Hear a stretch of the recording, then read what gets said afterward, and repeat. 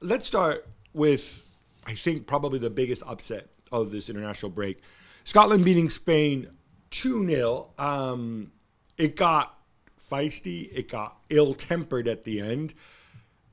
And we'll get to that. But for me, fundamentally, this is Spain. We all talked about how interesting Luis Enrique was and whatever, how much talent they have, the football that they can play, but then they don't finish. And then Musa de la Fuente, and he gets his backside handed to him. In terms of result, maybe even more than performance.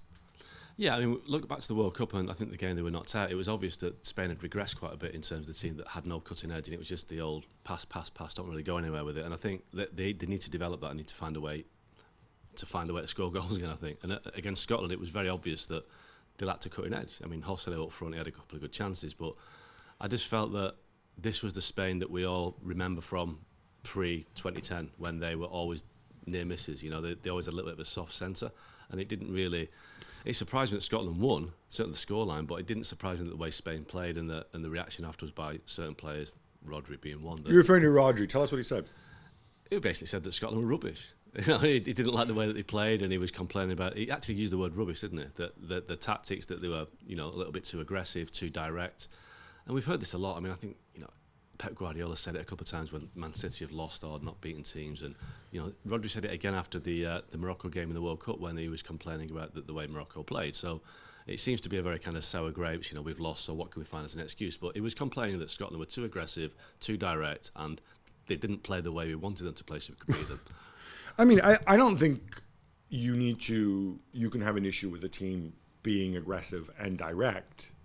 So the question is, did they stay within the rules?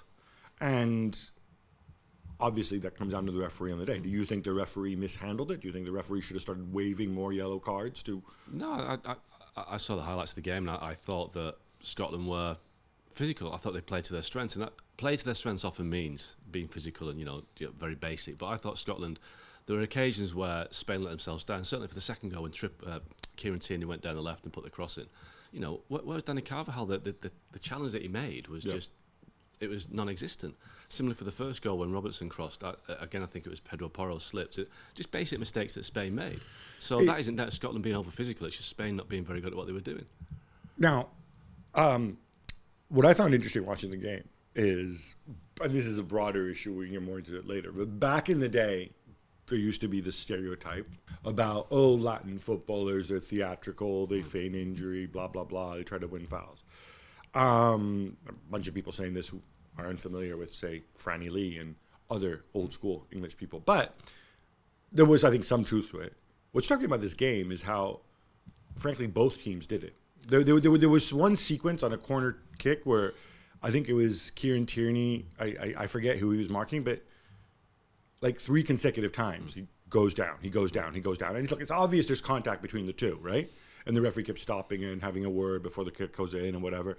There's obviously contact between the two, but obviously I can't imagine the Kieran Tierney of yesteryear, let's call him, I don't know, Steve Nicol, going down because he thinks he's been fouled. Did you see what I'm saying? Like, there's been this leveling. I mean, this is one stereotype I think we can throw out the window. Well, it's all part of the game, and I'd say it's professionalism. It's taking advantage of the little things you can take advantage of. So if somebody's stupid enough to grapple you or, you know, be a little bit physical in the box and you go down, yes, you're over-exaggerating the contact, but it's taking advantage of somebody's weakness in the sense that they're giving you that opportunity to do it. So it happens in every level of football now. It's not a Latin American thing. It's not restricted to the foreigners, as they would used to say. It's part of the game. It's part of the British game as well now. So it's just taking advantage of your opponent's deficiencies. There's a broader point to be made as well. We joke about the Euros and everybody qualifies.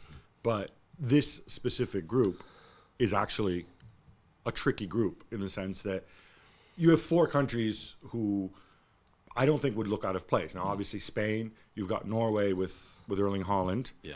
You've got Georgia, you can say it's just Georgia, but they do have one of the hottest players in the world right now in Kvaratskhelia, and you have Scotland. Mm-hmm. So I think this win could prove to be really big in the final reckoning. Yeah, I mean, look, I do think Spain will recover and win the group. Now, there's no question. I'm talking about Scotland here. Yeah, but with Scotland, the difficulty they've got is that they've beaten Spain, but Georgia are capable of beating Scotland, and Norway are capable of beating Scotland, and they're all capable of beating each other. And if you finish fourth, you're not going through. We're going to get into this into more detail on the Gab and Jules podcast.